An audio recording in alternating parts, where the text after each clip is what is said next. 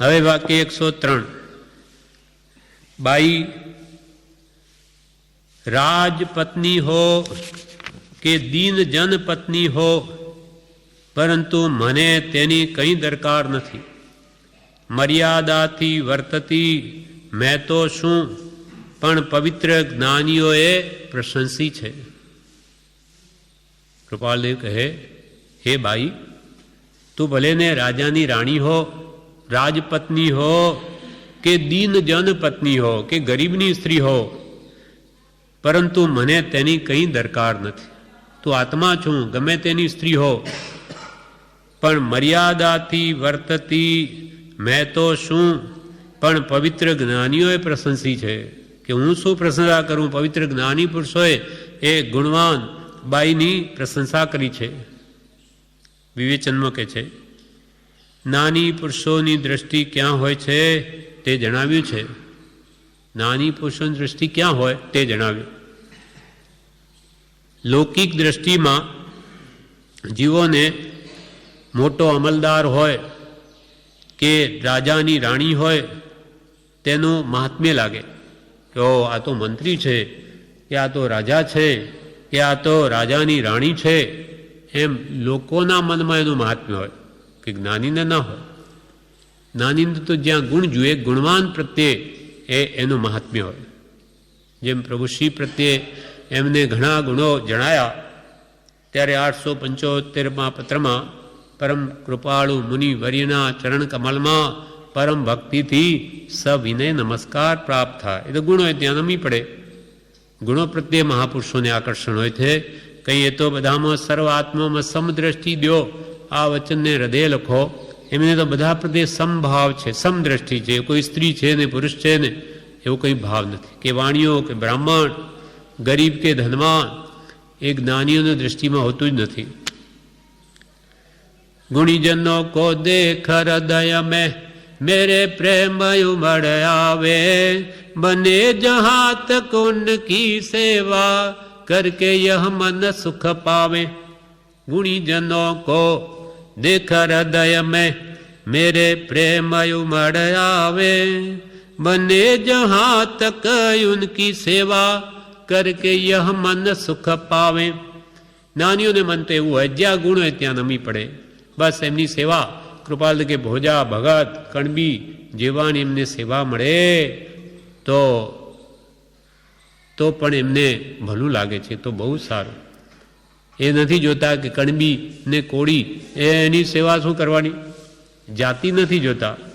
જાતિ વેશનો ભેદને કયો માર્ગ જો હોય સાધે તે મુક્તિ લે. એમાં ભેદન કોઈ, જ્યાં ગુણ જોઈએ ત્યાં નમી પડે. સૌભાગભાઈને નમસ્કાર કર્યા છે, અંબાલાલભાઈને કર્યા કે જૂઠાભાઈને કર્યા. એમને તો આ મારો શિષ્ય છે તો આ ભક્તિનો કરતા છે માટે મારો છે એમ કદી જોયું નથી. એમને કંઈ હોતું જ નથી. જ્યાં ગુણવાન હોય તે મહાન, ગુણ જ્યાં હોય છે તે મોટા. કંઈ જાતિ કે ઉમ્ર કે રાજા કે રાણી, મંત્રી કે શેઠ, એ મોટાઈ જ્ઞાનીઓના મનમાં હોતી નથી. નાની પુરુષોની દ્રષ્ટિમાં તો ગુણવાન પુરુષો મોટા ગણાય, પણ લૌકિક દ્રષ્ટિમાં તો કોઈ મોટો અમલદાર હોય કે રાજા હોય કે રાણી હોય કે મંત્રી હોય તેનું મહાત્મ્ય હોય છે. નાનીને તે હોતું નથી. નાનીને તો કોઈ રંખ હો કે ભલે તિર્યંચ હો, ગમે તે હો, પણ બાહ્ય સામગ્રી તરફ જ્ઞાની જોતા નથી. આ તો બધા પ્રભુ શ્રી કહે, પ્રભુ જીવ રૂડા, આ તો કર્મકુડા. બધાની પ્રકૃતિ જુદી જુદી ભલે હોય ને, બધા જીવો રૂડા છે. આપણા દોષો તરફ જો દ્રષ્ટિ હોય તો જ્ઞાનીઓ આપણું સામું નહીં જોઈએ, પણ એ તો આત્મા જોઈએ છે, પરમ પવિત્ર. દોષિત તો બધા જગતમાં છે જ. એમ જ્ઞાનીને મન તો રંખ હો કે તિર્યંચ હો, ગમે તે હો, પણ બાહ્ય સામગ્રી તરફ જ્ઞાની જોતા નથી. પણ પરમાર્થ માર્ગ પામવા માટે તેની કેટલી યોગ્યતા છે તે તરફ એમનો લક્ષ્ય હોય છે. કે પરમાર્થ માર્ગ પામી શકે એવી સામાજીવની કેવી યોગ્યતા છે. પછી સ્ત્રીઓ કે પુરુષો એ નથી જોતા, પણ પરમાર્થ માર્ગ પામવા માટે તેની કેટલી યોગ્યતા છે તે તરફ તેમનો લક્ષ હોય છે. નાની તો ગુણ જુએ છે. માટે બાઈ તું રાજપત્ની હો કે દીનજન પત્ની હો, પરંતુ મને કંઈ તેની દરકાર નથી. મર્યાદાથી વર્તતી મેં તો શું, પણ પવિત્ર જ્ઞાનીઓએ પ્રશંસી છે. નીતિ, સદાચરણ, વિનય આદિ જે ગુણો છે તે પરમાર્થ પામવામાં મદદગાર છે. જેનામાં વિનય હોય, અહીંયા બાઈની વાત છે, જે સ્ત્રીમાં વિનય હોય, સદાચરણ હોય, નીતિ હોય તો એ પરમાર્થ પામવામાં મદદગાર છે. તેથી એવા ગુણોવાળી બાઈ હોય તેને જ્ઞાનીઓએ પ્રશંસી છે. આવા વિનય કે નીતિ કે સદાચરણ કે સતીત્વ એવા ગુણો જેનામાં હોય તેને જ્ઞાનીઓએ પ્રશંસા કરી છે એ બાઈની. આ કહ્યું તેઓ ભાવ વધારે સ્પષ્ટ રીતે નીચેના પુષ્પમાં જણાશે.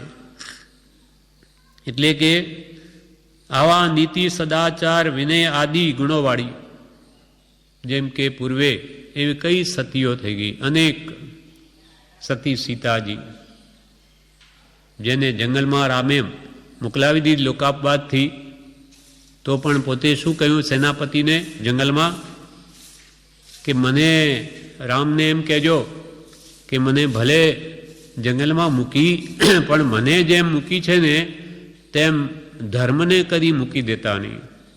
લોકાપવાદથી લોકો કઈ એમ કે આ જૈન ધર્મ ખોટો, જૈન ધર્મને છોડશો નહીં, મને ભલે છોડી.